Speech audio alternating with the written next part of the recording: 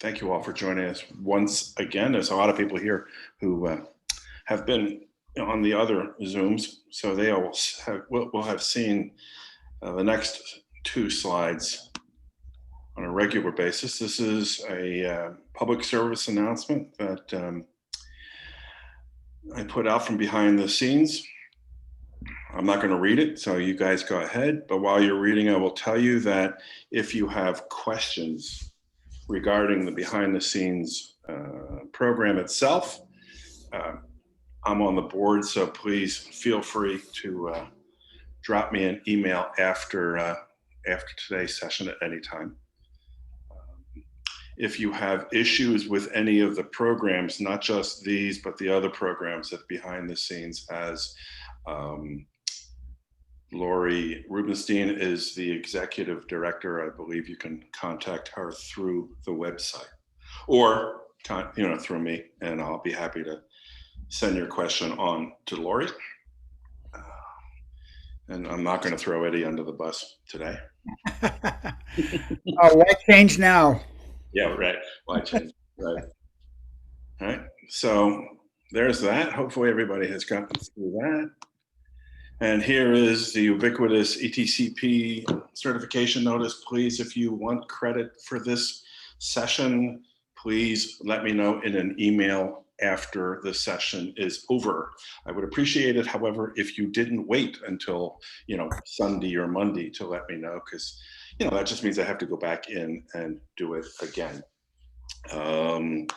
For those of you who have been doing this, I want to remind you that you should keep your logbook up to date so that if there are questions down the road, you will have a backup that tells the certification manager, whomever that will be, that yes, you were indeed here.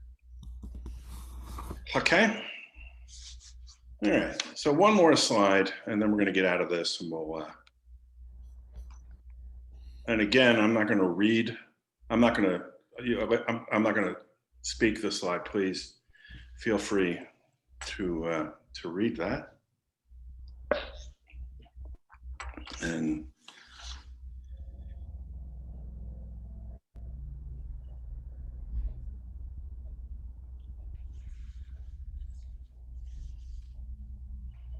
if somebody wants to keep a tally on stagehand sarcasm, we can have a pool how many times we get into that today. Oh yeah, that'll help. Just makes it into a competition. Well, let's not do that. I think this is probably not the appropriate time for that, primarily because some of us do not have adult beverages in hand. It's a little early in the day. That's a discussion I like to avoid anyway. Yeah. All right. So assuming that we have gotten through that, if anybody has any questions about what's on the screen, please don't be shy. This is a new thing for me, so it's not like the previous seminars that I've conducted. So format and how this will function, it's going to be a trial and error thing, I believe. I would like to start off with trying to have discussions. Yeah, let's start them off in chat, and then if you've got, there we go. We'll start them off in chat, and then if you've got something that you'd like to verbalize, please do so. Just let me know, and if nobody's talking at the time, just jump in. One of the things I wanted to point out, and I'm not sure how you do it on your screen, but if there is an interest in anonymity, and you got to be proud of me for almost saying that right the first time around. But I believe if you go to somewhere, I can see it on my screen, but if I go to your name, I have the option of renaming you. So if you do not wish to have your name on the screen, rename yourself. Just don't use my name. Okay. All right. So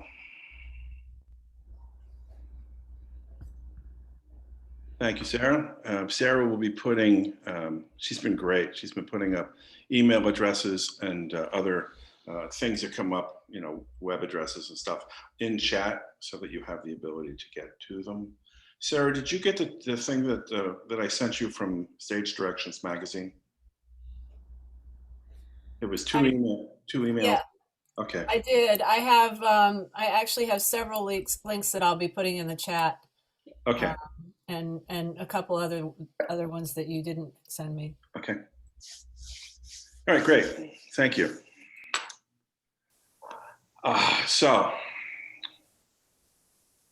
David Simpson's telling us how to rename. It's in your drop-down menu.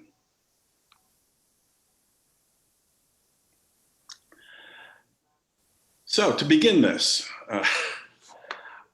the impetus for me to want to do this, I mean, the first thing that kind of got me started thinking about this, recently anyway, was what I perceive to be in my my world on Facebook anyway, a significant uptick in the amount of posts that I found offensive.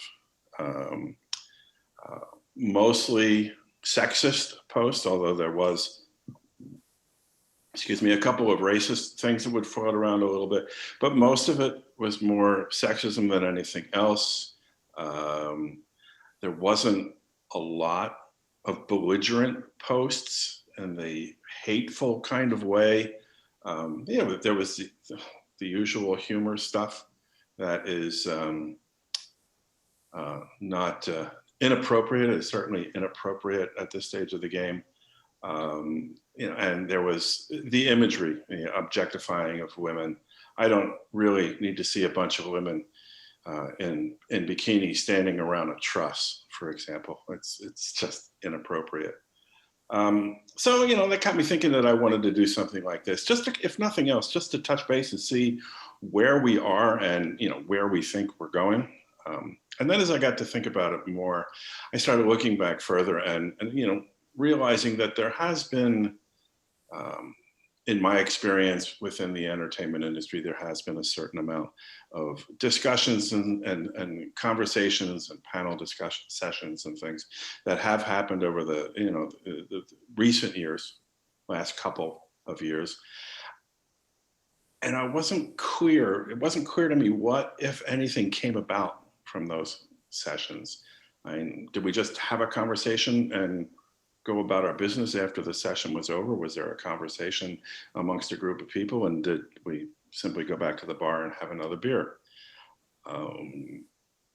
Going back further, which is always a challenge, I know, but going back further, I was looking at things that were happening in the late 80s and early 90s. Some of the things that were happening, again, this is from my perspective, that it started to begin to feel like we had gotten somewhere. There was forward movement, and then we plateaued. And now I'm concerned that there is some backsliding going on. And finally, given today's pandemic climate, I am concerned about what things will look like, in terms of people dealing with each other appropriately as we come out of this pandemic. And one of the things specifically that I'm concerned about, one of the things that I want to keep an eye on, is as we come back out of this pandemic, I mean, we're all hurting for jobs. Nobody's working, or very few of us are working. And it's not like we're all going to end up going back to work right away. We're not all going to get a call on Monday to start working on Tuesday. And I am concerned, I guess, that we don't, in our hurry to get back to work and start making a living, that I would hope that we do it in a careful and safe manner that takes into consideration the things that we have been striving to do over the last couple of years. All right, so that's kind of where I'm at. I don't have a specific agenda. There's not a list of topics that I wish to hit. My one goal for this session is that on the back end of it, as we come out of it, that we come away with hopefully some more resources that we weren't aware of, things that are indeed going on within the industry that help promote equity and inclusion across the entire technical world or technical business that we're in, not just backstage on a Broadway show.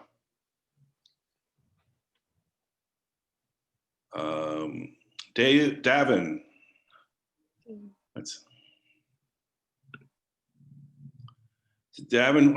Ashley, you're absolutely right, and I'm going to ask you to do that in just a minute. But I want to see what Davin wants to. I'm going to check what Davin's talking about here. The racist joking. Or Davin, Bill. I've heard it both ways. Sorry about that. It's all good. It's all good. Here in Madison, we I would say regularly we have one African-American stagehand who you'll see.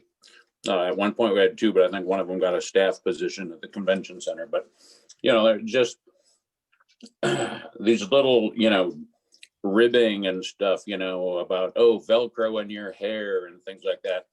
And, this guy, I'm guessing he's in his 60s and, he's been doing this a while and he's just gotten used to that being the kind of joking that happens, and he doesn't object in any fashion. And I think it's definitely something that has bothered me more and more the past couple of years, as I think we've all become not, well, I guess our concern has become intensified due to events of the past few years. Right. I think our awareness of how we are perceived and how some of our actions are, we think are just fine, but are inappropriate for other people. And we just never realized or we never paid attention enough. And I think that our awareness certainly has increased in that. Let me ask you, about that, David.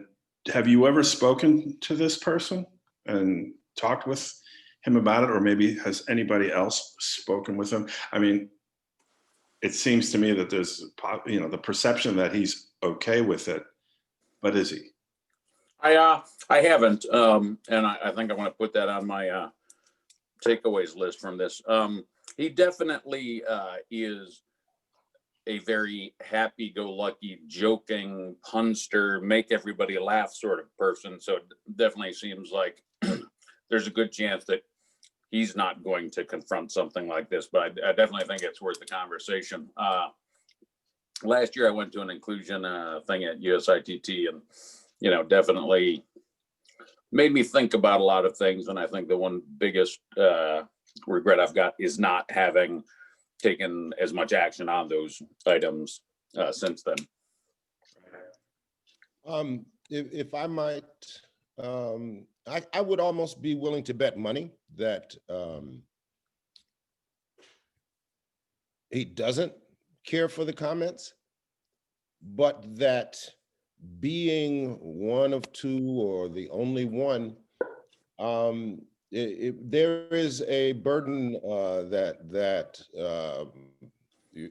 Black colleagues carry, that particularly in the age group that you're talking about. There's been a lot that one sees and hears, and you pick your fights. It isn't worth it. Yeah. It isn't. It isn't worth the conversation or the confrontation, the tension that would result, etc. And it sounds like this guy goes a long way towards seeing to it that the work atmosphere is easy. And were you to sit down with him privately, and I suspect were he to be honest, there would be a lot of things, a lot of little things that go by that he has learned to ignore, but that when he gets home, for instance, you know, he just sits down, and if he's married, and I've done it, you know, you just say, God damn. It's been my experience that people who are happy-go-lucky, people, and this is not a general, I don't want to make this into a generalization, but you know, not everybody's happy-go-lucky all the time, and maybe they have reasons for putting that persona out there as so that they can protect themselves more than, you know, maybe. Yeah, it's a coping mechanism. Yeah. You know, it's a coping mechanism, and it comes back down to how much of a presence one has. Right. Or wants to have. Yeah, yeah. Numbers increase, and surprisingly, if there were more Black colleagues, some of the remarks that people make would go away. Right. Yeah. It would just automatically go away, which tells me that people know kind of deep down that it's inappropriate, but what the hell? Right. Yeah. And then they're operating under the habit maybe of, well, you know, it's always been a joke before. Yeah. And it's not. I want to check in with Ashley here for a minute. She brought up an important item here. Ashley, are you okay with describing what you're referring to with the difference between equality and equity? Yeah. Can you guys hear me okay? Yep. Mm-hmm. Great. So a lot of people talk about equity and they think of houses, they think of money, but in a team, that's really not what's going on. With equality, you give, I think there was a great example with school children. Everyone was told to pretend that they hurt themselves and needed a Band-Aid. The teacher goes to the first kid and says, okay, where are you hurt? They say, my finger. So she wraps the Band-Aid around their finger. And then goes to the next kid, says, where are you hurt? On my leg. And she wraps the Band-Aid around their finger. That's equality. That's giving the same thing to everyone. When you say, well, I have 7 women and 7 men on my crew. I have 3 people of color and 3 women and 4 white guys on my crew. That's you saying that you have equality. But equity is distributing those assets and giving the opportunity to people who may not have the luxury of being able to be in the room. It's not only making sure that being in the room where it happens is accessible, but it's looking at the people who don't have the privilege to even step in. Okay. Does that kind of cover it? I think so. I think that but you left a door open on the back end of that. And I think that, you know, how do you ensure, or how do you, you know, provide for the ability for people who are not in the room? How do you get them into the room? I know that's a very, very frustrating thing for me, which, you know, I think we'll get into in a little bit. Hey, I think- can I point out something? So we're 25 minutes into this discussion, and Ashley is the first woman to speak.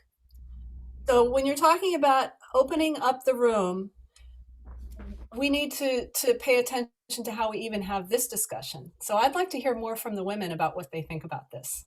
Right. Well, I'd like to speak up. Sure. This is Judy Snyder.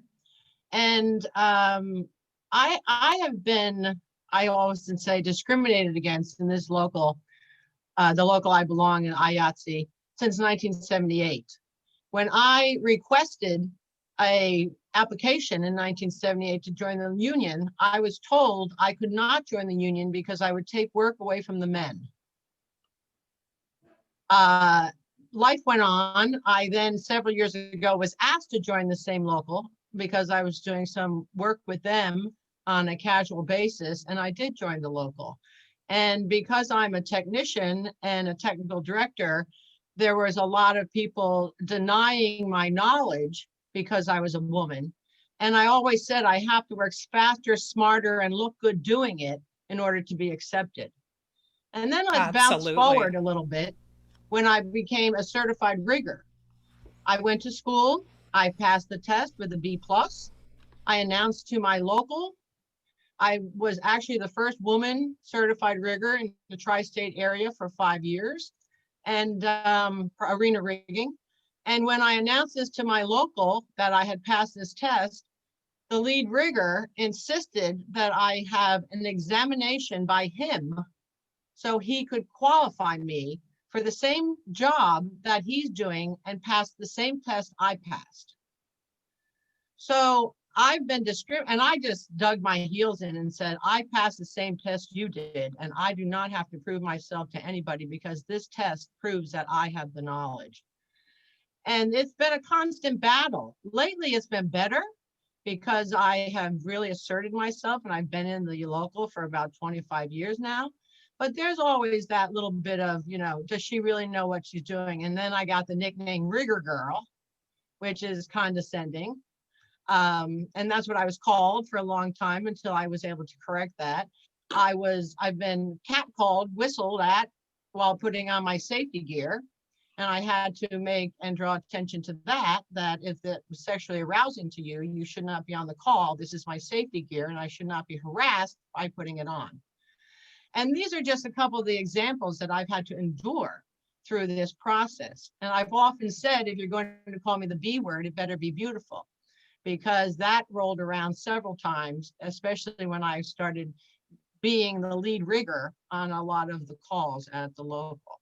So I've just been, I also teach in an educational situation. I teach young men and women in university settings. And my biggest goal is to empower the women and to teach them they have the same strengths as the men do. It just comes in a different format. And we can still accomplish the same task. And that is where I have lived my life in this industry, constantly fighting. And on top of it all, I don't know if I have also 7 brothers. So, I've heard it all my life and I fought it all my life. So I've just been, pretty much stick to my guns and say, I have the knowledge, I know what I'm doing, and I demonstrate that. And people have been now embracing that, but it took a long time to get there. Right. To move to segue right from that, I want to thank you for that, Judy. And to follow up real quick, you do feel that it has improved. The treatment that you've received has improved, but I'm guessing that it hasn't gotten to the level that you feel appropriate. No, it hasn't. I'm not viewed in the same light as the other riggers. And quite frankly, I'm the certified rigger and I'm also a recognized trainer. And, there's always been questions there about my knowledge. But again, it has gotten better. And the other women in our local feel it's gotten better as well. But we still fight that prejudice of being women. Oh, you can do wardrobe, Yeah. I want to ask Pamela, who put a post in the chat. You just earmuff all day. Is that, pre-pandemic? I mean, is that a current situation for you, or is it history, or is it still happening, or when it was happening, I guess? I just feel like they have nothing. If it doesn't have to pertain to work, then all of the side jokes and all of the negative stuff that they have to say about women, or any comments they have to make about me, I kind of just brush it underneath the table. It's not like they don't say things, like even in December before COVID-19, they're like, oh, you're Chinese virus, you bring your Chinese virus here. So they're making racist comments, they're making sexist comments. Even when I took the ETCP rigging class, I had the men make fun of me in the class. When we took a break, we all went outside, and one of the men said, why are you in this class? You're just going to be in electrics anyways. And he actually ended up needing me to rig at City Field. So for someone who thinks that I'm only good enough for electrics, why are you calling me? Because you know I have a harness, because you know I can rig, and you know that I'm willing to climb in the rain. Because why is someone who passed the ETCP rigging course, who's in his 20s and I'm in my 40s, why is someone standing on the deck? Why is that other guy standing on the deck when I'm doing all the climbing and I'm doing the pulling of the points? How does he get so lucky? Because they're friends, because they're male friends, and he has more muscles than me. I'm like, how did you get so lucky to stand on the deck? Where do we women get any kind of praise for taking initiative to take these courses when they're the ones who's shitting on us? But then if I didn't take that call, I'm damned if I do and I'm damned if I don't, because if I don't take that call, he's going to tell all his little rigging friends that, oh, I gave her an opportunity and she turned it down. You gave me an opportunity before I left my house 10 minutes before the call started, or I had to be there, and you knew I'm 4 stops away from City Field, and you're asking me now to uprig when I was supposed to be in video for you. Now you want me to go dig out my harness and my wheel that I have to dust off once every 10 years because women aren't giving those opportunities. Women are like the last choice of the bucket that they pull out of the hat. And even if I pulled up half the ceiling, another man was given that loadout. Another man got given my loadout money and I got stuck back in video. So, and the head rigger of production and the riggers are asking me, why are you not on the rigging call? And I said, no, because only gravity would help me on the loadout. They just gave my man paycheck to someone else because I pulled half that ceiling up. And for that man to say that I'm only going to be in electrics, next time he calls me, I'm going to tell him, fuck you, I burned my harness. I burned my fucking harness. You don't need me. And apparently I just gave it to another woman so she can carry on the torch, because I'm tired of trying to prove myself every day to these guys that make fun of you. And it seems like my local only praises those types of guys and gives them opportunity to have a big news write-up about him being part of 2 locals, and he gets to like be praised. Like men like that get highlighted, but women like me are shoved in a box in a corner and said, does she even know how to rig? One of my business agents said that about me, and I'm like, I've been part of this local and I've been in the union for 16 years doing what I do, and I just tired of proving myself over and over again. And I feel like in my 40s, why do women have to continually prove themselves to these men who are just going to shit on us every single second they have to shit on us behind our back? And I know how to do more than just pull points. I know how to run a light board. I know how to patch dimmer rack. I mean, what can you do? I know about video. I learned about LED screens. I mean, I learned about how to tech and work with LED screens. What do you know besides pulling points? I think reading, well, first of all, thank you, Pamela, and I get it. And I think that the discussion in the chat in a couple of places here is really appropriate. I'm going back through the chat to see if I can find, it kind of started with Christy Havard, and way back at 219, talking about tech riders, part of the contract. Most tech riders state needing sober stagehands, right? They say that anyway.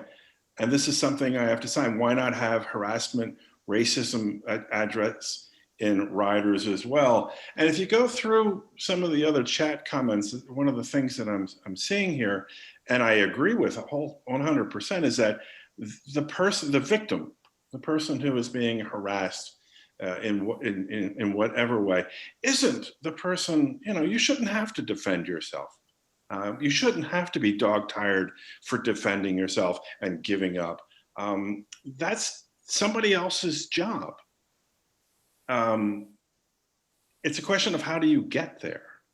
I'm not sure. Again, it's in the chat. I don't remember. I'd like to try and give people credit when I can, but I'm not sure I'm going to find it. But somebody was talking about, that it should be an upper management job. Yeah, that was Nick. I'm sorry, somebody said something, but I couldn't hear. It's Christy, Bill. Oh. Hey. That was me. I mean, yeah, I think it's upper management. I mean, I'm now in my 50-something year, and I have been a lighting designer, a technical director, a production manager here, where I am now for 15 years. All of my staff, right now, all of them are men. So I have luxury is the wrong word, but for lack of a better one, I have the luxury of setting the tone here. I also deal with the general management or managing director duties as well, because we're structured slightly differently. So I can have expectations of the crew, and I can have documents posted, and if they want to work here, this is what they'll abide by. They know it's a very strict place, but obviously this is not how it is in most places. Like I said, it's a luxury, and maybe that is the right word. But because I've been at the other end, and I've been beginning in this industry, and I've worked, lots of places, and I've been sexually harassed more than, or as much as many of the other women here. It is a difficult, but what I find is it really has to come, the 20-year-old, the 30-year-old who is going to walk in, who is newer to the business or who has the skill set, as you were saying, Pamela, but hasn't get on all the calls. Sometimes they don't feel they have the right to speak up, one, because they might lose a job. They might be shunned by the other crew. It's a very fine balance to walk of how much you're going to take offense, how much you're going to stand up for yourself so that you still have work. And what needs to happen is it needs to be each institution that stands up for us the moment we walk in that door. There used to be, and I don't know if it's still in effect or what happened to it, but back in, I don't know, correct me if I'm wrong, somebody, but around 2017, there was a movement, Not in My House. Does anybody remember that? No, okay. It's kind of like a hashtag Me Too. It got started, and you can look it up. Yeah, obviously it must have fallen on deaf ears. So the question is to figure out how we can resurrect it or bring it back. I wasn't involved in any way, but it was not in my house, and it was a whole document about what is not accepted in my house, meaning my theater, my whatever. And it was started by women. And there's a whole outline if you go look it up, and maybe that is something that can be resurrected or brought back in a different capacity and shared throughout our business to production managers, men, women, to general managers. That is a document that this goes with your employment. This goes with local 1. This goes with Not in My House rules. And that is where the racism and sexism is brought up. Just like I said, Bill, in the tech writer. You want them sober? Well, I want them courteous and professional, so, I think starting at a higher level and trying to branch out, because sometimes one-on-one fighting in a theater when you are one woman with 30 men, it's like an upstream battle, So I think, now that I'm older and in a higher position, I'd like to be able to turn around and help people, women who are younger and working their way in, if that makes sense. This is Judy Snyder. I too have been in this industry for a very long time. I am 60 plus going on. And what I'm seeing from a lot of the men is that, yes, they are recognizing this. And some of them are stepping up and saying something and backing the women and standing by, saying we're all equal here. And I think that is the thing that is motivating the other people to understand that this is acceptable. And our business agent, for example, he's a firm believer in equality for all, and he preaches that, and that has trickled down. But it has taken 4 business agents to get someone in this position. And he's a younger man, and he understands what goes on. And I think the attrition here is what's helping us, is that many of you on this call are stating that, I say something, I stand up, and that's appreciated, because again, I stand up for you in the same right. And that, I think, has been where the improvement has come. Although it has been very slow in the process, but I'd say in the last 10 years, it has improved greatly over the 30 years before that I've been in the industry. I mean, I don't attend a lot of the conferences. I apologize. However, are are there sensitivity training for men in these issues at those conferences? I'd like to jump in here. Uh, I came into the theater and stage industry from completely different world. David, if I can I interrupt for just a second? I would Certainly. like to see, hold your thought for just a minute, but Okay. Christy asked a question and I, for one, don't know the answer to, and I wanted to see if there was anybody else who were able, unless you were. I do have an answer. I do have part of an answer for that. Go for it. Up in our local here in Calgary, we've had offered at least twice a year sensitivity training about microaggressions, about dealing with women, about this kind of thing, and that's all very well. And I think it's probably overdue for some folk. There are some of us who came into this industry from a non-theater stream and have to prove ourselves every time we show up on a job site. I'm one of them. I find that if I go to help a female or a male, doesn't matter. I don't discriminate. You're having an issue with something, I'll step over, I'll say, hey, look, have a look at it this way. And I get jumped on it, whether it's another woman, whether it's a man, or if I've gone to help someone, a female, for instance, and they've just, I say, can I help you? And they've handed over something over to me. And this has happened more than once. And I'll get jumped over on by 8 different folk from 8 different places because they've not seen the whole interaction. And that is part of an inequality that gets misaddressed, I think.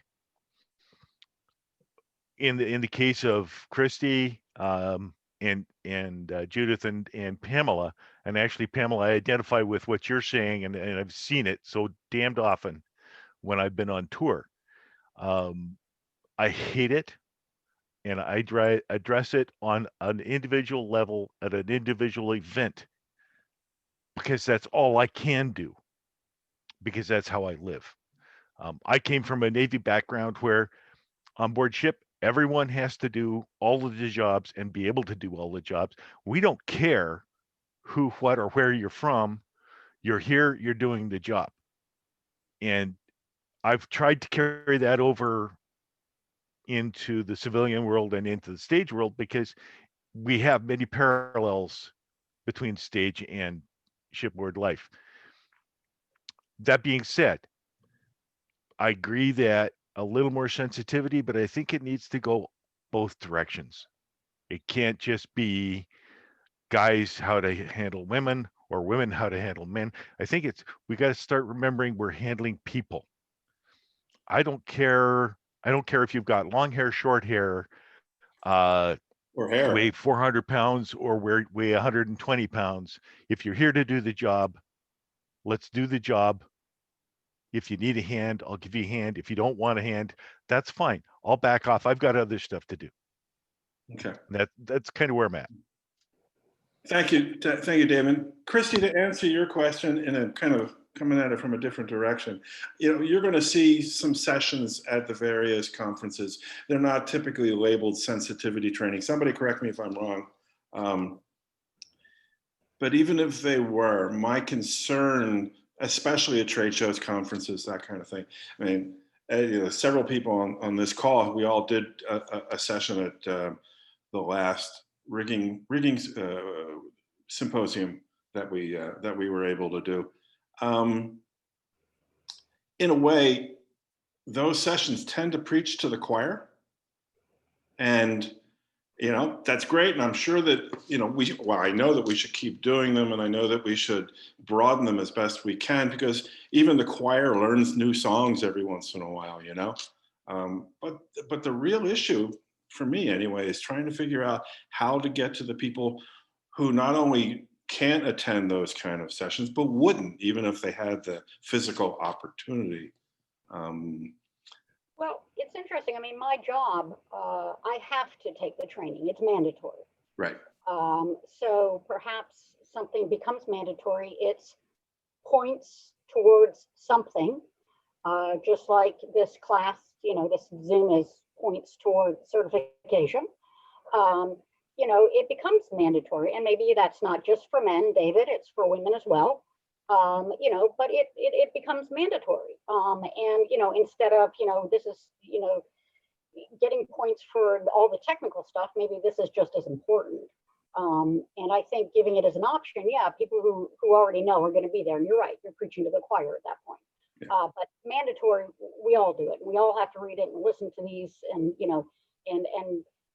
I'm surprised sometimes that I answer questions that I think are the right way when it comes to bias and genders, and sometimes I'm wrong and I have to rethink the way I think because, obviously I, don't have a full understanding of everything, as far as gender and fluid and, and race, and I'm still learning. So, and it's mandatory. So I think, and that's important, so I do it.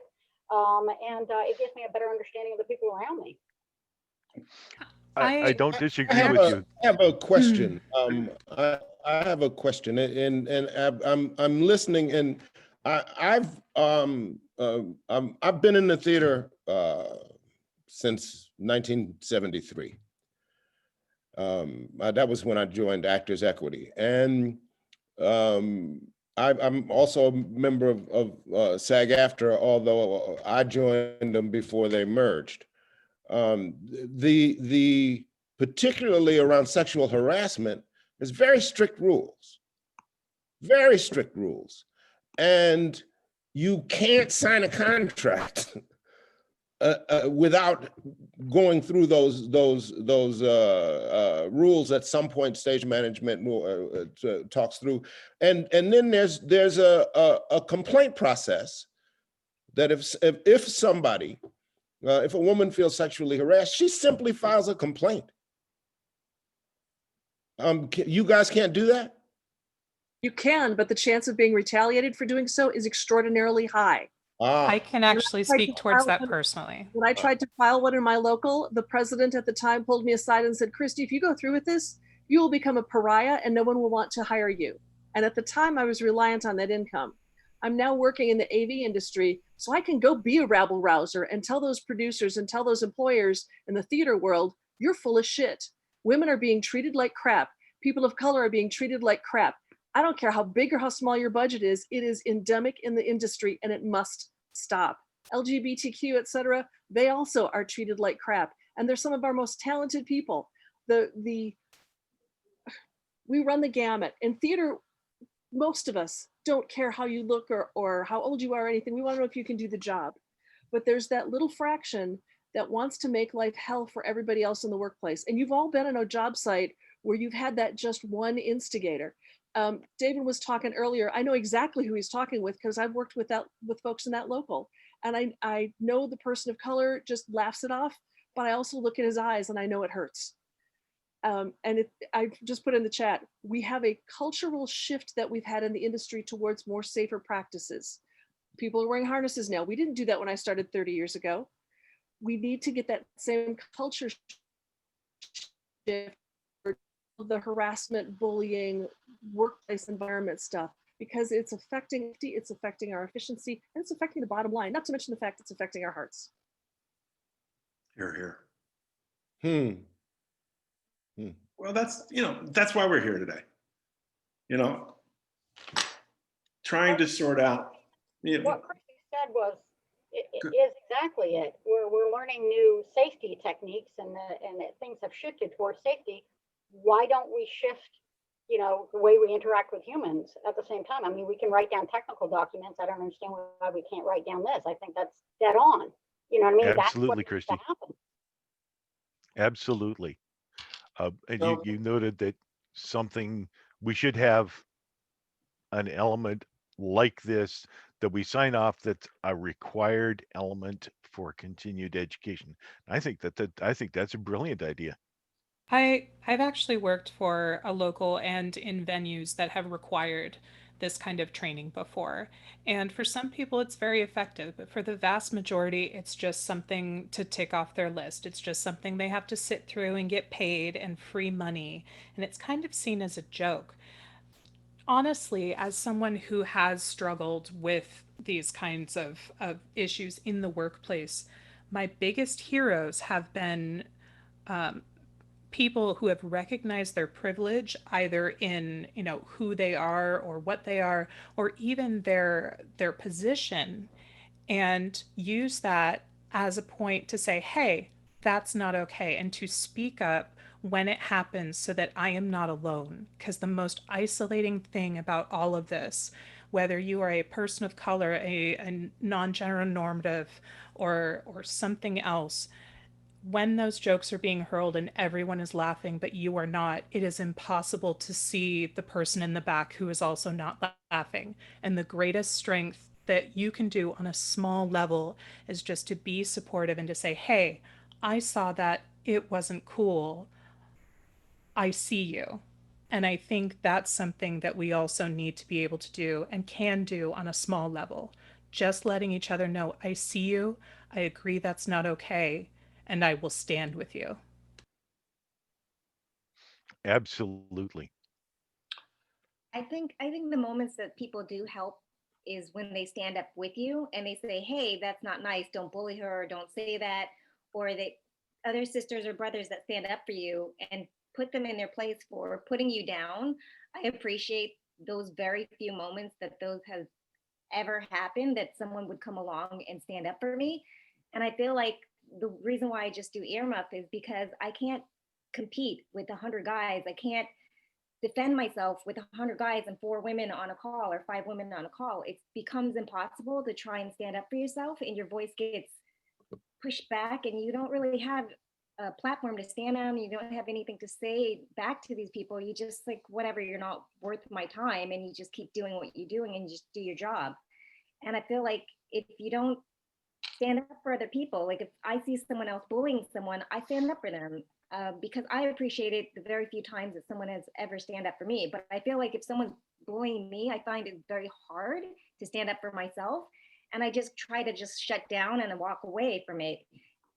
It's very hard to stand up for yourself, but it's helpful to help be able to stand up for someone younger who is being put down by others. And I'm like, don't listen to them. They're a bunch of haters. Don't listen to them. Don't put that in your mind, and keep doing what you're doing. And they're just hating on you because you're doing something good. So, and the only, I'm trying to find a way to interject another element here without, without making too big. Well, screw it. The Stagehands Union is an organized group. It's a union. What I'm hearing here is not what I think I see or I hear about in the media, if nothing else. I'm hearing about a lot of harassment, a lot of bullying, which and I know where you hang out, Pamela, so I know who those people are. I'm not going to get into it. I'm not going to name names today because that's not the point. But what avenues do we have working with an organization? I mean, it can be the Stagehands Union. It could be the League of Regional Theaters. It could be, the Broadway League. It could be whatever organizations are out there.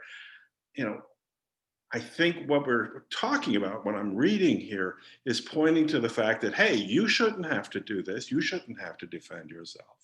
There should be a mechanism, as Stephen said, there should be a vehicle, there should be a methodology to just simply say, you're bullying me and I'm going to go file a complaint.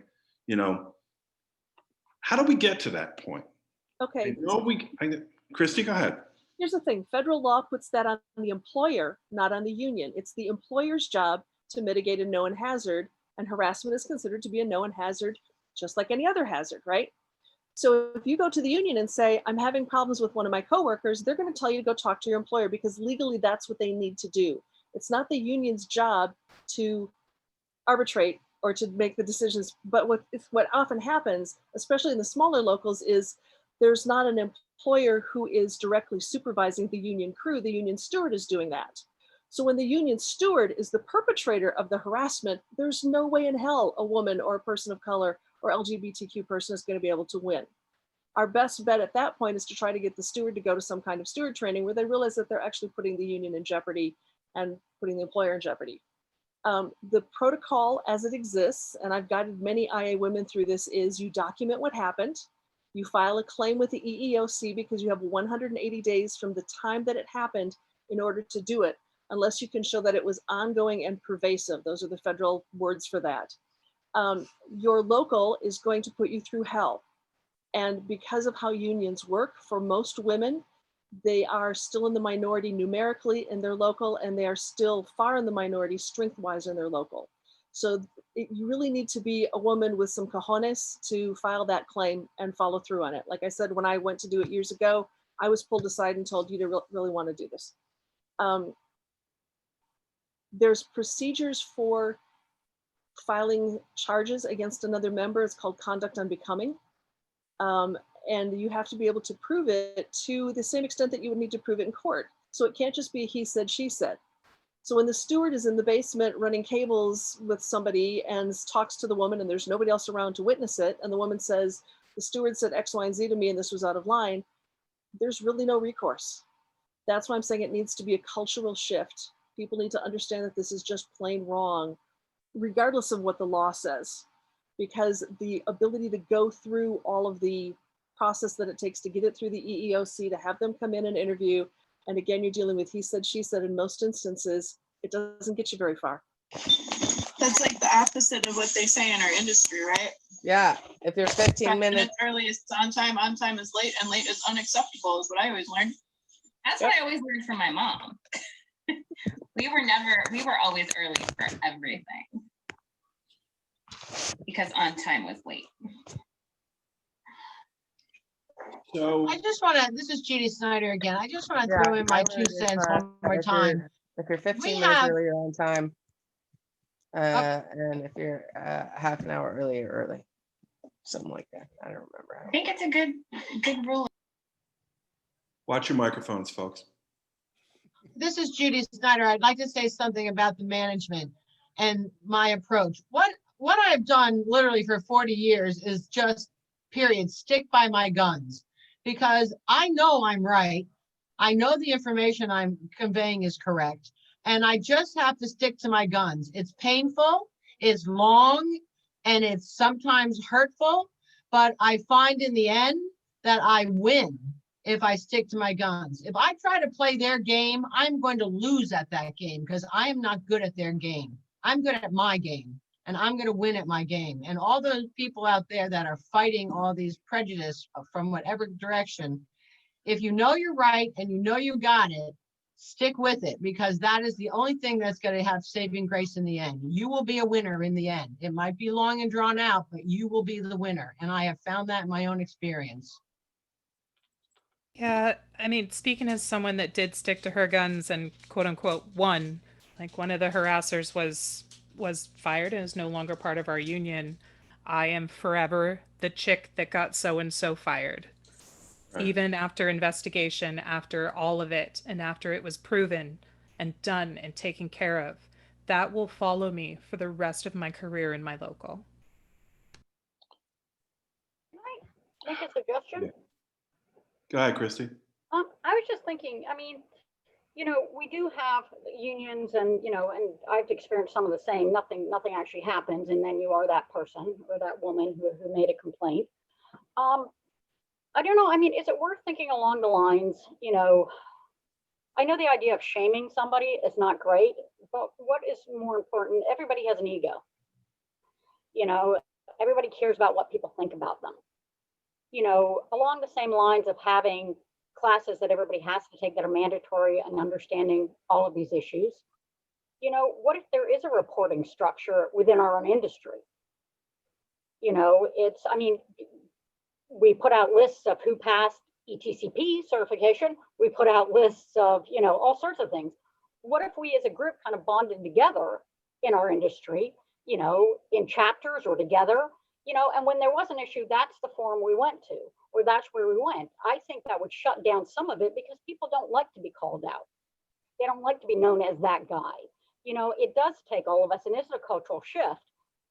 but we have to figure out a way to do that. And I think some of it is if you're held accountable for what you do. That's just a thought.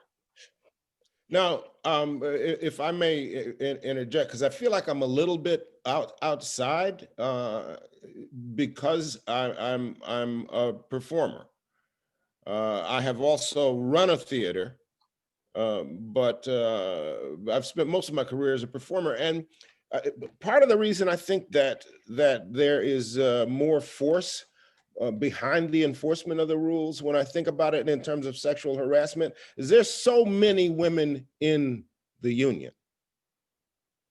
There are greater numbers, I suspect, than you guys are dealing with, and many times, I mean, the person that you go to will often be a woman. It'll be the stage manager or the assistant stage manager.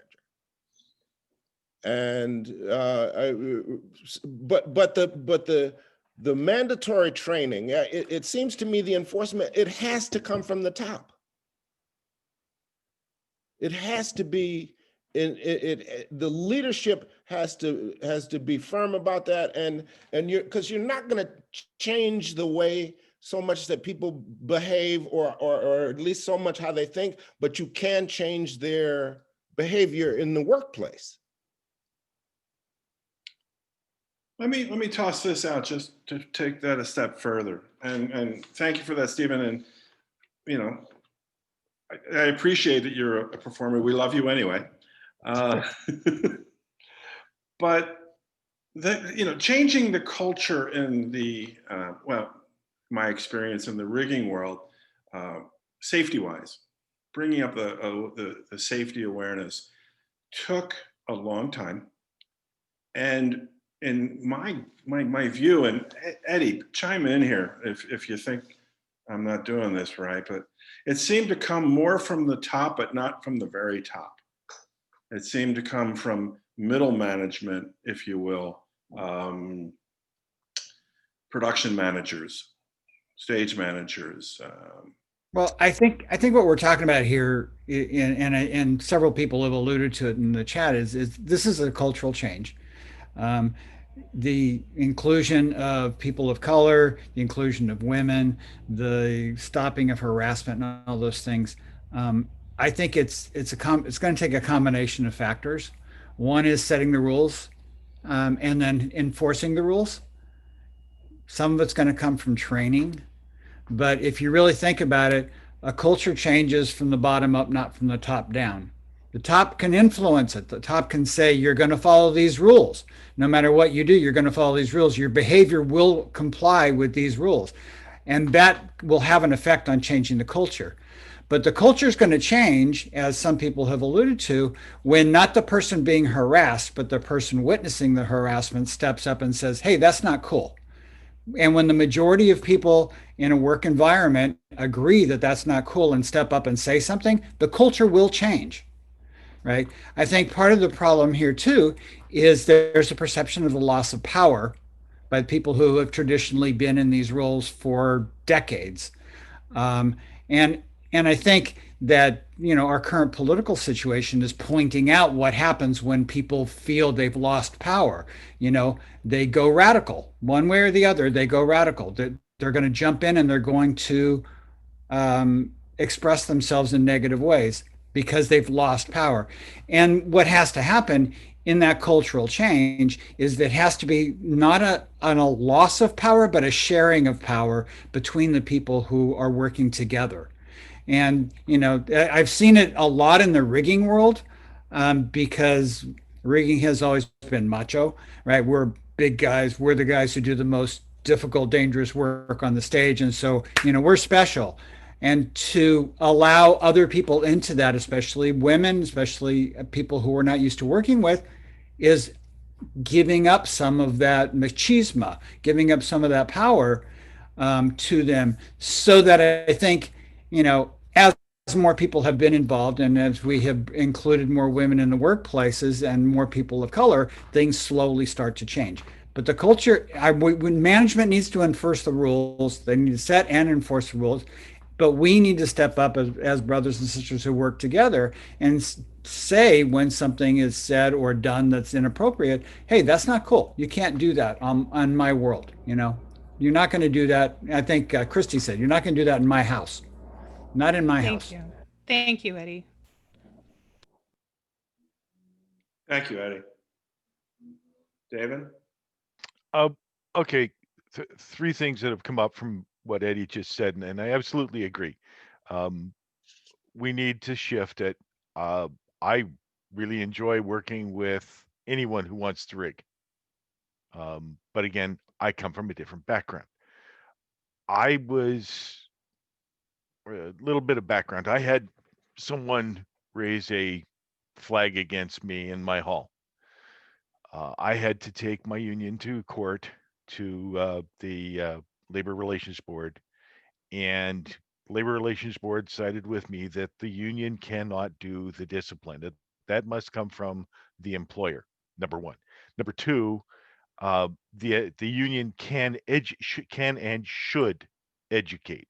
We need that to come. The other thing is that although we have folk at the top who talk the talk, they don't walk that talk. No matter how much they espouse it and spout it, it's very obvious, and that has to change. If you're gonna talk the talk, walk it. If you cannot walk it, walk away. Go somewhere else, please. Um, there's the reverse bullying that happens a lot, and we've got to be on the watch out for that as well. Folk, it's far more insidious and far harder to do anything with or against or deal with. But we have to watch for it within ourselves as well as with everyone else. I enjoy working in this industry. There's a lot of good things happen, and there's a lot of good folk. Christy, you pointed out that you've been in this, you're 60 plus and you've been in this industry this long. And there are a bunch of us that are there and we see it. And we've been in the old world and damn it, trying to drag the new world along. Christy, I'm with you. I will forever be known as the guy that did this at the hall. That's never going to go away. Well, that's okay. I'm fine with that as long as I get to work. Thanks. Love Dave. that. I gotta run, guys. I don't want to be rude. Thank you, Stephen. I Thank you. appreciate Really appreciate you participating, you know, allowing my participation. really enjoyed your And input, Stephen. you know, we just got to keep pushing. Yes. We got to keep pushing, and we got to all speak up. We all have to stand together. If we agree, and if you see something, you got to say that's bullshit, and step up. We got to support each other. But I got to go, guys. Okay. Thank you. Take care, Stephen. Thank you. And I think to follow up on what Stephen is saying, we all have to push. We all have to step up. We don't have to go up and beat the BA or the steward over the head when they're mistreating someone in the room.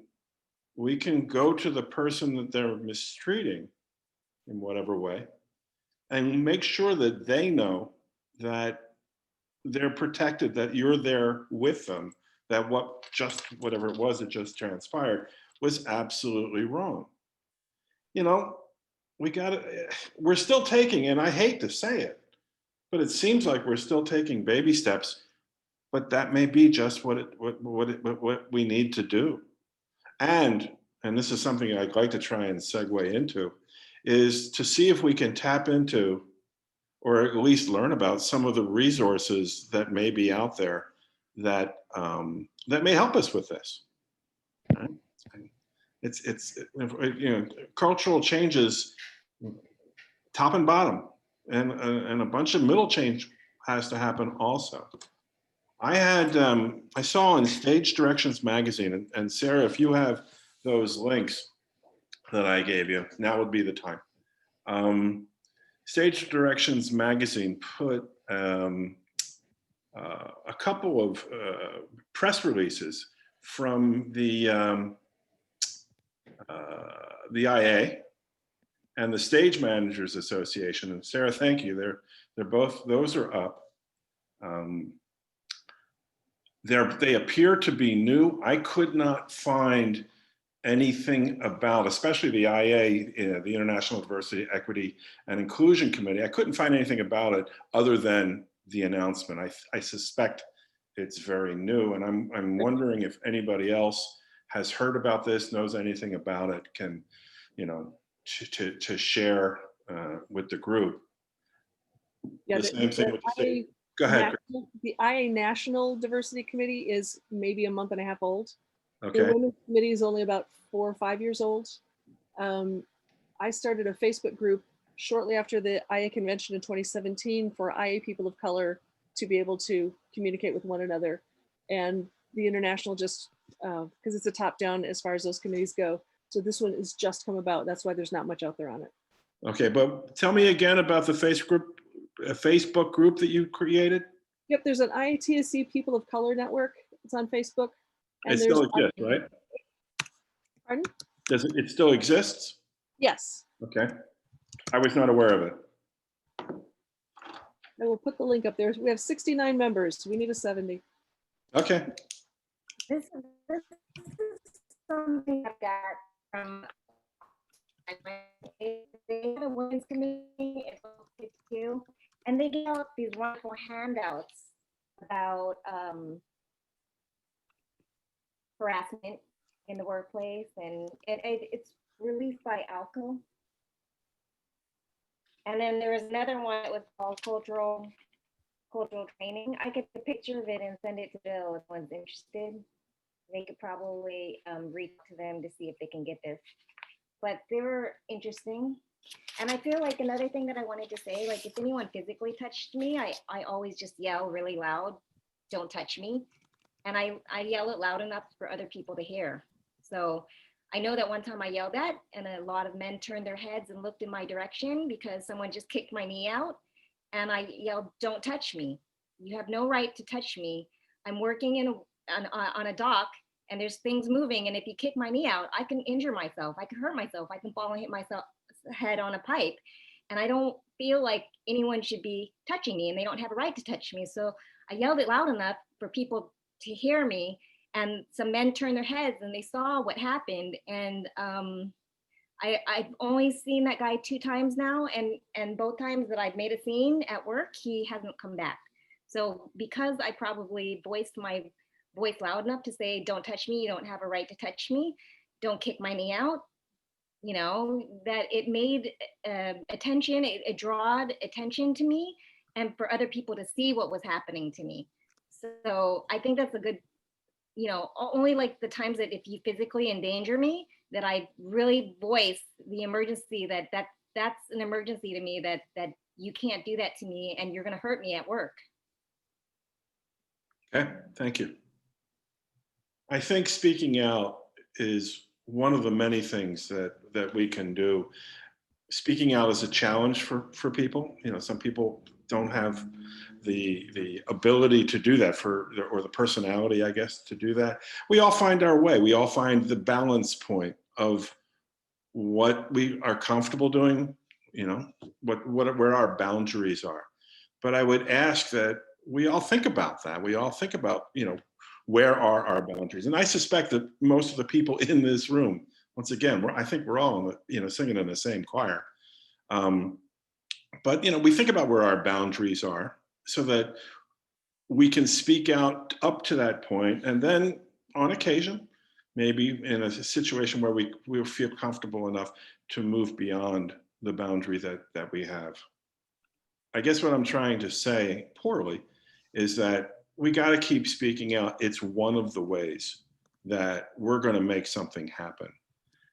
You know, if you're on a call with 30 other people and you're speaking out and 20 of them hear you, there's going to be a couple of people on that, you know, that heard you who won't like it, but there's also going to be some people who will like it, who will, you know, shake their head and say, "Yeah, you're right. That should not have happened." And that may give them a little more empowerment to do it the next time they're on a call somewhere else. You know, it's that ripple effect, if nothing else. We're not the only group that deals with this, though. Firefighters have this very same problem. Now, they're a union, but again, so it's not just us. No. And I'm not trying to minimize by saying that. So hopefully maybe there's some way that we can all come together and try to solve the problem. Well, that's $1 million question there, isn't it? I mean, there are all, there's always been, we know that every trade, the world has problems like this, and the world has people like us who are trying to resolve these issues. It takes a lot of help, and it takes a lot of support from a lot of different directions. And pardon me, but no, I'm just reading something that Pamela just put up. It's another, if you go to the chat, there's a lot of resources there that have been put up by various people on this conversation. And this is one of the things that I was really hoping for, is that, we learn about new resources, and maybe we find ways of introducing various resources, various groups to each other. So we start closing that circle a little bit, like you were talking about, Jack. Where are we at?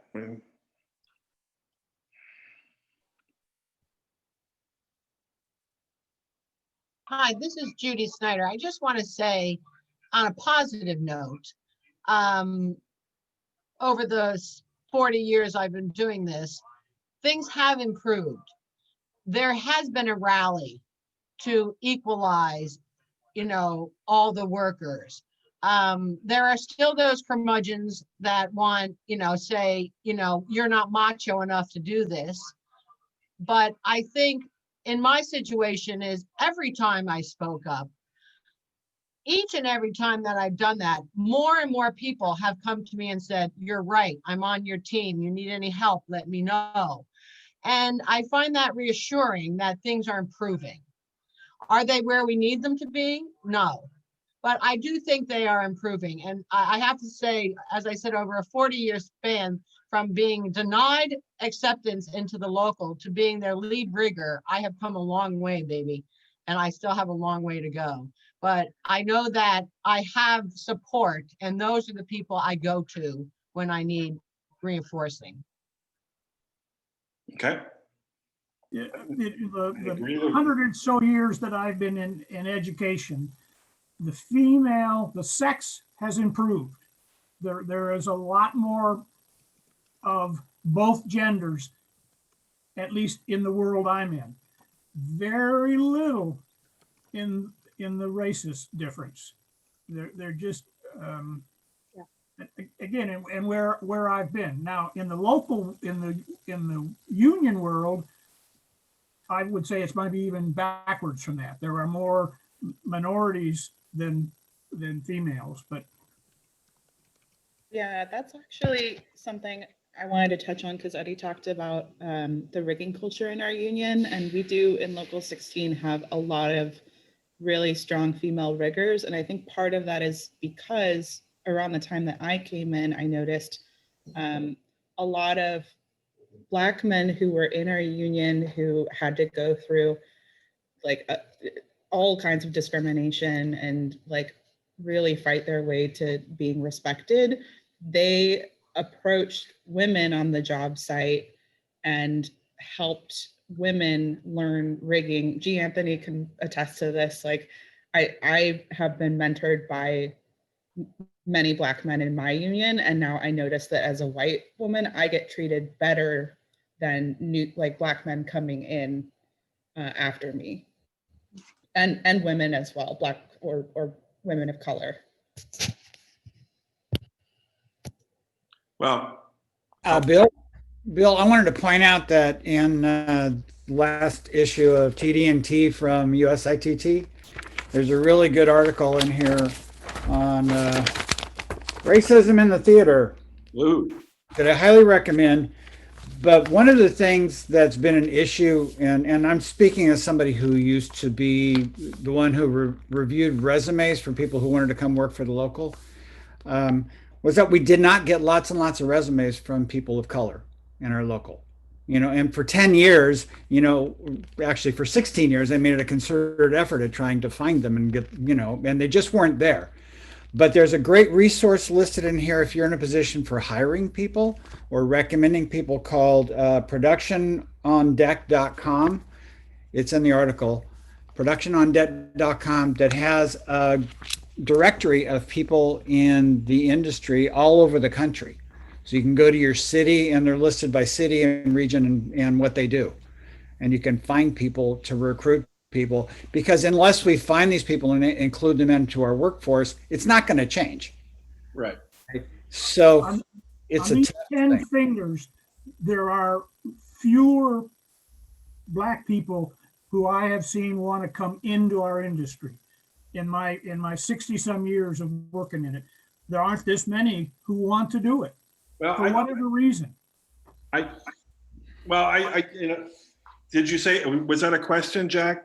No, it was a statement that, Okay. that I haven't, in 60 years of teaching, I haven't seen 10 Black people in now. Yeah, but I think you're production, not in other aspects. There are in stage management, in other areas, they're much more popular. But for some reason, there's just not an interest to be a technical director, to be in technical theater. I think that's has a lot to do with where you are and that you're in the academic world. Right. Outside of the academic world, there's a lot of people who want to be in the industry who don't have the opportunity. And the other thing is that we, as the people who are in technical theater and entertainment industry technologies, haven't reached out to the schools in areas where they don't have these programs to bring them in. San Francisco, we have a program through the Shakespeare Festival called Midnight Shakespeare.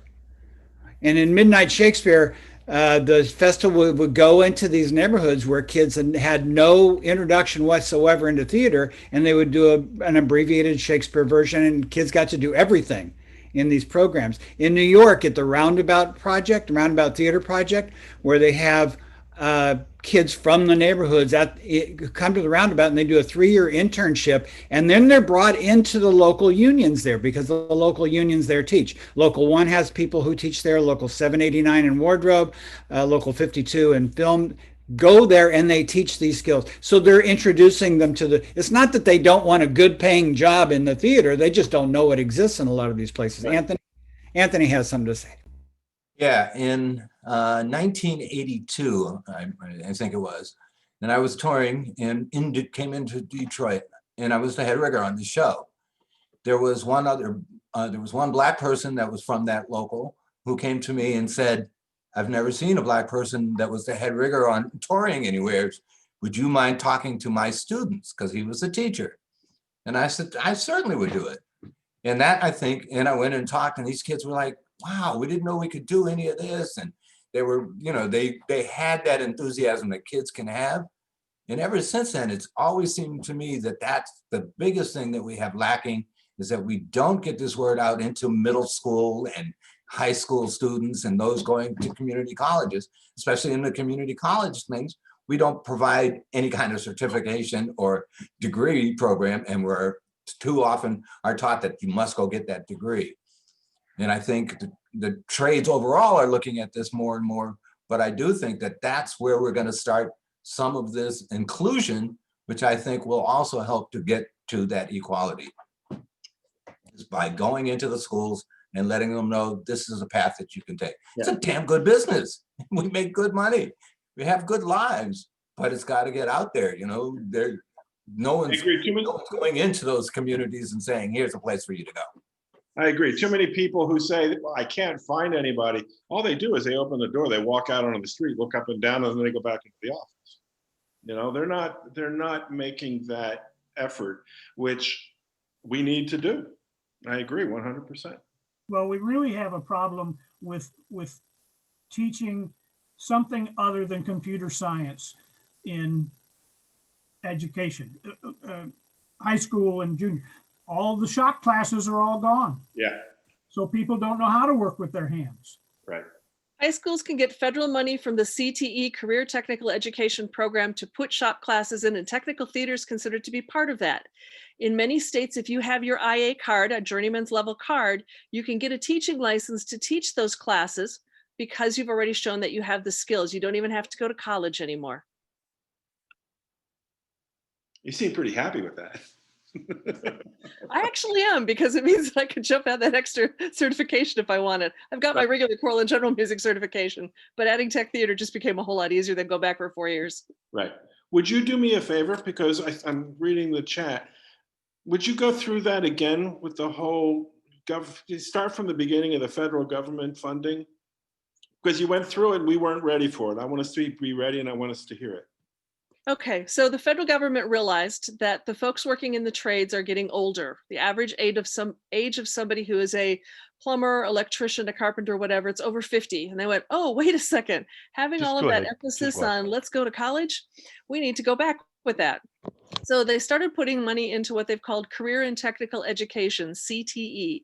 There is special funding available from the federal government for schools to add CTE classes. So it's things like 3D printing, all of the woodworking and craft kinds of things, all of the represented trades that you'd have if you were building a building.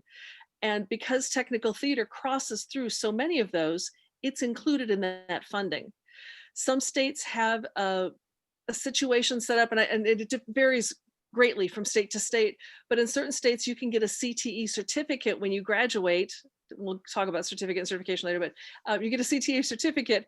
And the idea is that you have enough knowledge that you should be able to go and get a job with that trade. So USITT is doing a thing right now called the Backstage Exam. It's being piloted this year for high school students. And they've got, I don't know, 200 schools or so from all over the place that are participating.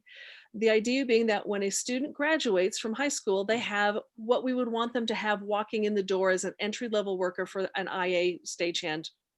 You know your stage directions, you know how to tie some knots, you have some understanding of basics of rigging, you have some understanding of the fundamentals of electricity, how to hang and focus a light, all of that kind of stuff. So there are things that are being done on the high school level that we're hoping are going to reach a broader swath of kids than the traditional, oh, my dad was a stagehand, so I'm going to be a stagehand. Thank you. Thank you very much. Up here in Alberta, we've been trying to get that going. It goes by fits and starts. COVID has sort of put a bit of a damper on that. I was helping teach technical theater at the local high school here where I live, and it went over very well, but it needed to go further. And unfortunately, because COVID hit back last March, it kind of put a damper on it. Some support for us up here in Canada would be really helpful. I was actually the technical director for a community college in my area, and we had a lot of female technical directors, designers, stagehands, carpenters. That was really encouraging, and something that really made an impact to me was one of the students came up to me and said how important it was for her to see representation, to see me there, to see me working. So I think representation matters, and also people taking the effort to acknowledge pronouns, to acknowledge the way that people want to be treated, and to set the example here. But something that really tore me down was when these women come up to me and say, does this get easier? What is it like out there? I cannot tell them with a straight face that it gets better. I have to tell them that you just get better at dealing with it. Yeah. Well,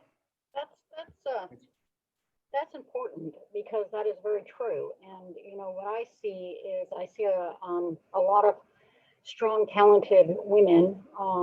And for me, it's more dealing with women. Come into this industry and then leave. Because they don't make the progress in their careers, myself included in that. I've been passed over for multiple things. or all the elements. I apologize, my phone's ringing. But all the other elements also, like, having children, being a parent as well as doing this job, and, balancing that. And, there's a lot of things. I've certainly earned a lot less than men running several smaller performing arts centers than the one I run. You know what I mean? There's a lot of elements in there. And I wish I could say also, boy, this is getting better. And sure, when I started, is it better? Yeah, because it's not, as politically correct to call me straight out to my face in the middle of the stage something now. But is it better? Sometimes. But I would like to see women. I mean, I have watched some of I deal with both the professional side of our Performing Arts Center, and also I deal with students here. And I've watched some of the female students go through as a technical director or sound or lighting, and I stay in contact with them for a few years out. And all of a sudden, they're not in the business anymore. And they said, well, they were having a hard time getting a job. They were a hard time paying rent. They were having a hard time, and some of them are pretty good. And maybe that happens with the men as well, and I don't follow them as much. I'm willing to admit that, because I'm trying to support the women. But, my fear is we're losing a lot of talent right now because of all of this, and we need to stop so that we can keep that talent, in this industry. Otherwise we're just going to be in the same place having the same conversation in the next 10, 15 years. Right. Agreed.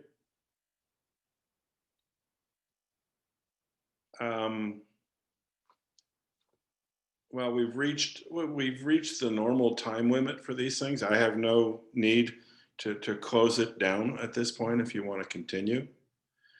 But what I would suggest, if we are going to be closing, if we're going to be winding down here, what I would suggest is a lot of good information today and a lot of good discussion. We can all take that and we can all do something with that. Some of you can go and do a Zoom class, for example, like we've done here today within your circle of friends and, in your entertainment community.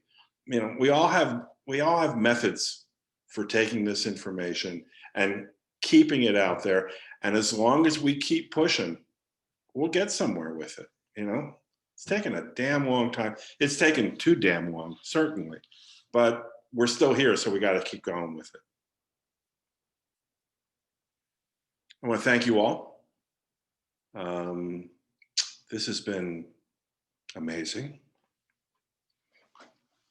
And I appreciate it. I appreciate everybody speaking up. It's not easy. And yeah, thank you. And good luck to us all. Thank you, Bill, for doing this. Yeah, thank you. Thank you. There will be another class next week, and I will be announcing some more classes, just because why not, right? If you have topics that you want me to cover in the near future over the next few weeks, send me an email, and I'll make sure I cover it. As long as it's not basket weaving, because I suck at basket weaving. I'm going to leave. Ken is asking if I can leave the chat open. I'm going to leave the whole thing running, and you guys, if you want to stay and talk, I'm here. I'm going to make a quick pit stop if you don't mind, but We'll also be saving the chat too, so we'll have those links compiled at some point. Yeah, I think what Ken is referring to is people who don't necessarily know each other. Oh, I see. Yeah. Never mind. I'll shut up now. But I'll be back in a minute. Sarah, you can explain about the bladder issue between me and Michael. That is like the last thing I want to explain right now. Bless you, though. Thank you, Sarah.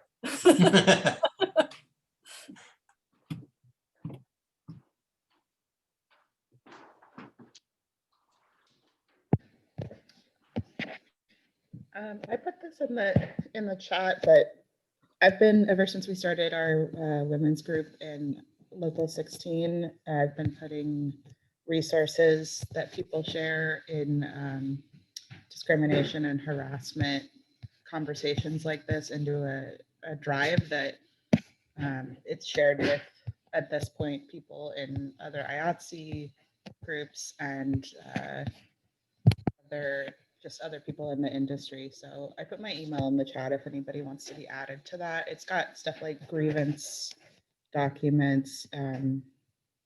There's a PowerPoint on racial and gender discrimination, stuff like that.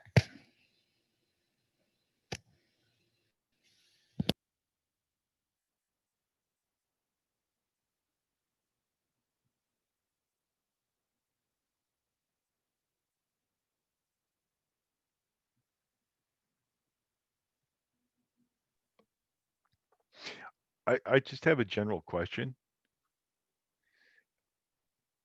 Is it possible for all of us to share not only cross border information, but if anyone has any information specific to their local area, if we could maybe make that as a resource that can be made available for everyone.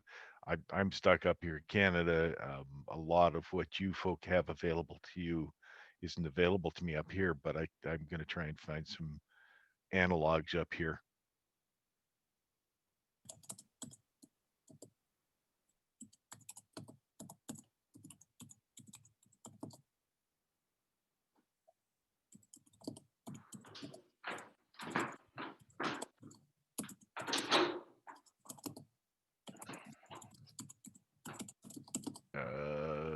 Camille, you were asking what sort of local information.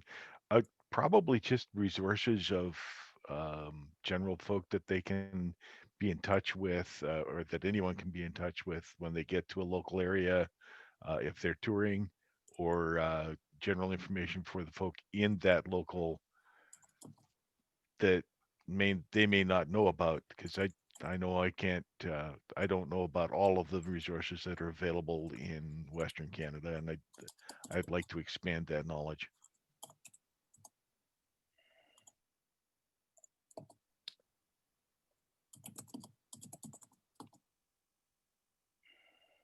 I wanted to chime in a bit, and I'm so sorry that I wasn't an active part of the conversation earlier. Like some other women in our industry and some dads too, I'm homeschooling my little ones. So I listen to everything while helping spell words and explaining the new math. My name's Jeanette, and I've worked in our industry. It blew my mind. I did the math the other day, for 40 years. I've been a professional in the entertainment industry, specializing in technical design. I do theater consulting. I design theaters as well as lighting design, and have also done automation and automated rigging design. I have a question for the women on this call, because I was listening, and the question comes after a bit of a silly quick story. 2003, I was part of the theater design team. I did all the electrical design work and all of the data infrastructure for a group called Cirque du Soleil for our latest theater project called CAW. I attended my first meeting with our construction group. I was also the construction project manager for the project. As I was used to at this point in my career, I walk into a construction trailer, into the conference room, a very big conference room with all of the trades there and everyone that was going to be running the project and managing the project. And as usual, I was the only woman at the table. I went to take a seat. The only seat open was next to the overall construction head for the project, a guy who I now think is wonderful cowboy of a guy, as we have out here in the Southwest. I set down my stuff, and I was about to sit down and take a seat next to him. He looks up at me and he says, black, no sugar. So this is something I want to share, and I want to ask you guys about. I looked at him without taking my seat. I smiled. I went out and I got the cup of coffee. I came in, I gave Randy Kuiper that big old tobacco chewing cowboy's cup of coffee. I then sat down right next to him. He became very uncomfortable. He didn't quite understand. He thought I was bringing in paperwork for all the other people in the room. I took a seat, and I had learned already at that point in my career that patience was something important. I sat down, and we then went around the room to make introductions. It was at that point that he found out that I was going to be his boss from the standpoint of the overall construction of the theater with regards to facilitating every single aspect of it all the way through acceptance testing. You can imagine the guy was pretty chagrined. We got to the end of the meeting, and he felt the need to say in front of everyone and to me how much he apologized for this ridiculousness. He was really sorry. I looked at him, I gave him the biggest, very genuine smile, and I said, next meeting, cream, no sugar. I got a cup of coffee from Randy Kuiper every single meeting throughout the construction process of the Coffee Theater. We talked a lot, or I heard a lot of talk today about, this very important thing. And as you can imagine, that I have, of course, experienced this throughout my career, from my earliest days, still in my teens, working at the Thomas and Mack Center doing load-ins and getting assigned to the cymbals polishing crew because I was a girl. We are going to have to build these bridges, of course, one stone and one stick of steel at a time. And having a bit of patience is important, but also taking agency, I think, is important. And we talked about educating people to not be stupid, say stupid things, to not harass, to not be illegal. But I also wonder what the women on the call, and the men as well, but what would we think of also working towards teaching women agency, teaching women to be patient? You're going to run into stupid people. And someone earlier said something very smart about learning how to handle it better. That's huge. When we're in the workplace and we see somebody doing something unsafe, do we feel like we have the agency to say, stop, you're going to kill somebody, or you didn't finish that off right? We do. Why wouldn't we also take agency to stand up for ourselves, our personal self, to go, like someone said earlier, that's not cool. That's stupid. I don't appreciate it. That's inappropriate. I know, and Bill had a good note about people having their own level of comfort in being able to address things head on. I know there is a real concern about retribution. But my point is, when we have a problem, we don't immediately run to management to go report the problem.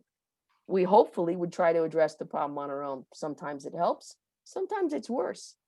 But what would we think of focusing some effort towards helping women, especially the new generation, take agency and feel like they can stick up for themselves? Because when other people hear it, it is amazing how people start to rally around the right thing. There's always going to be some idiots. Some people will never change their mind. And frankly, we're just going to have to wait until they move on. In the meantime, we can take a bunch of people forward. When we see something, I think we should say something, even if it takes a lot of bravery. I think it's really important too, as women or anyone that's marginalized, that we always check in with ourselves and make sure we don't walk into situations with chips on our shoulders. It's not right. We shouldn't have to face this. We shouldn't have to push back, but we do. It's where we are. And so we can make a difference. And I will tell you that the Randy Kuipers of the world will never forget Jeanette Farmer. And I have their respect, and we can laugh about it. Do you think we could teach the young women this so they felt like they can speak up and it's okay, and see what happens then? Any thoughts?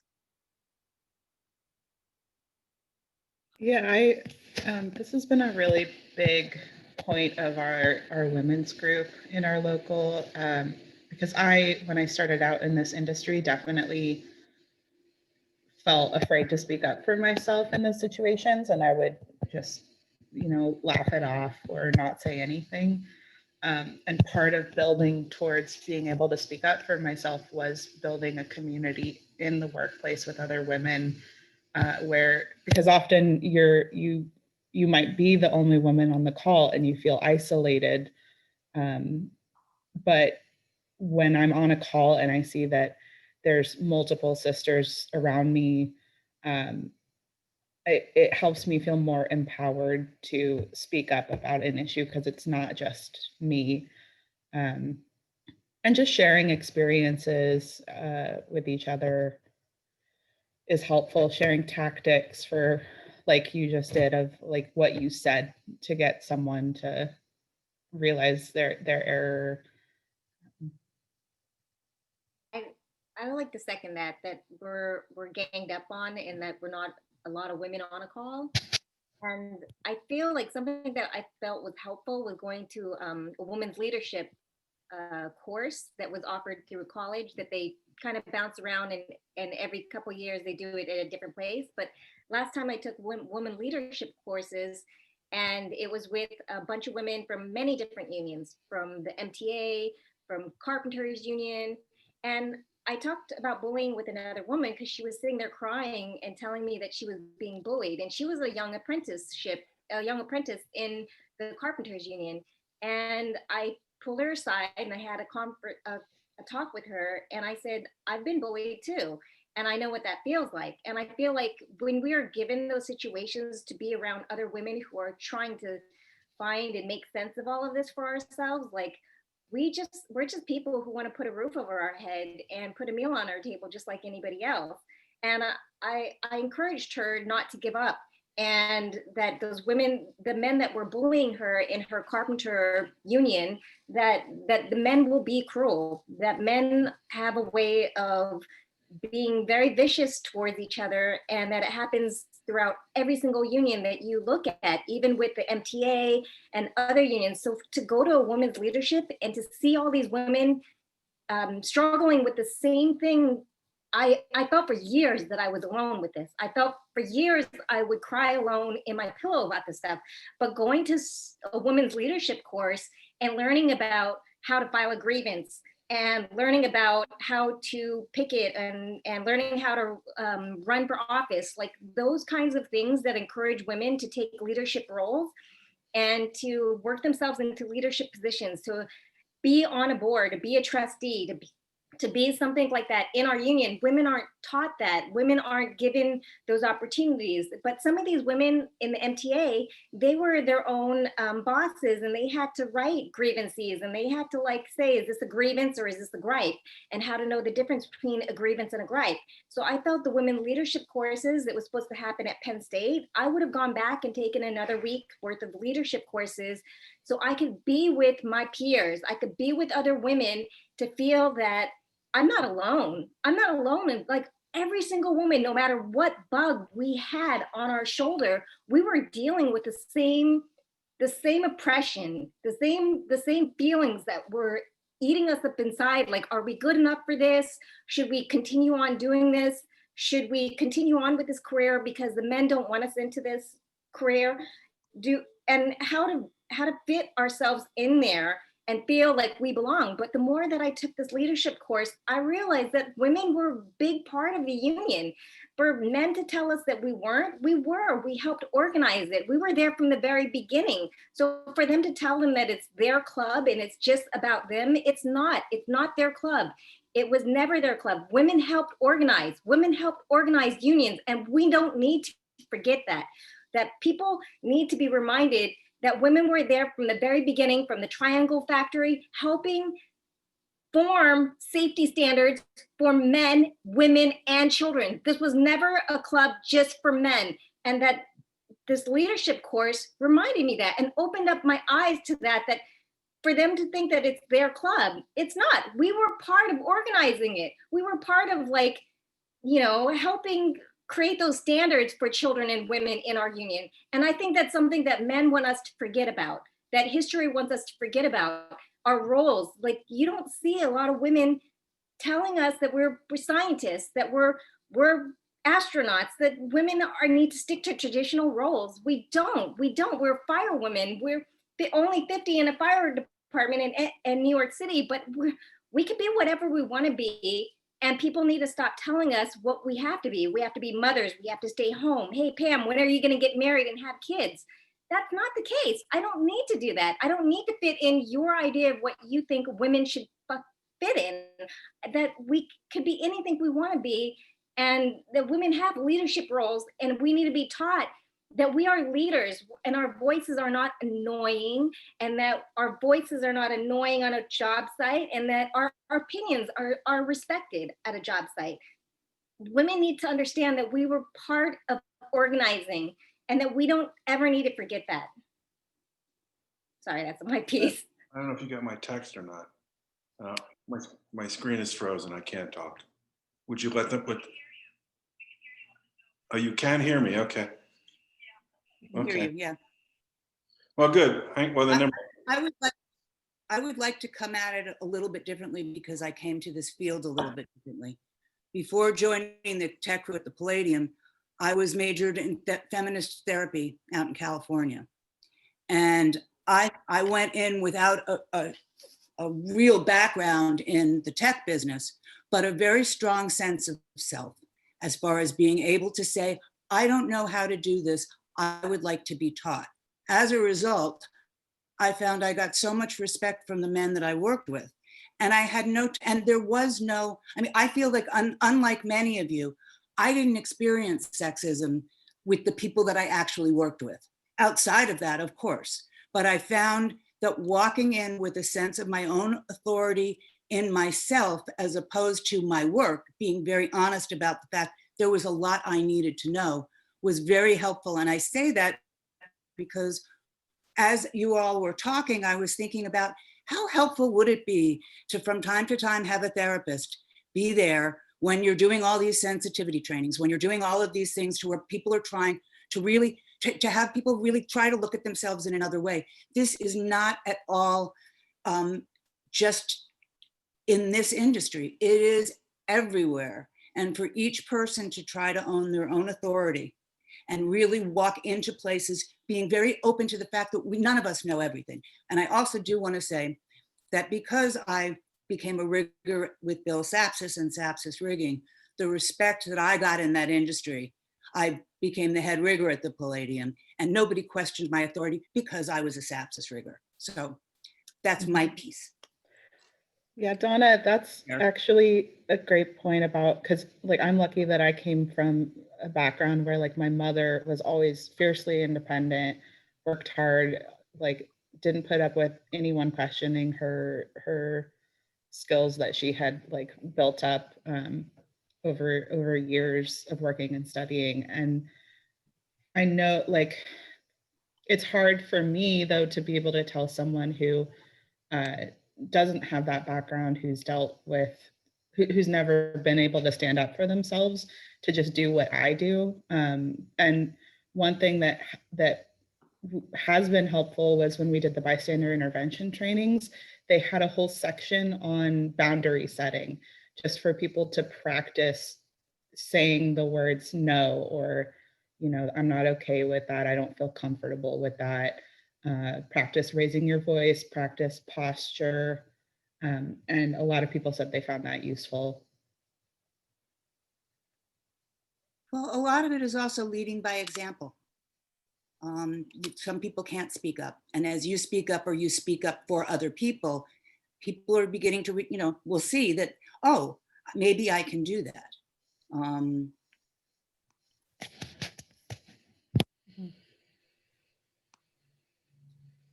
Okay, folks, I can't, my screen has frozen.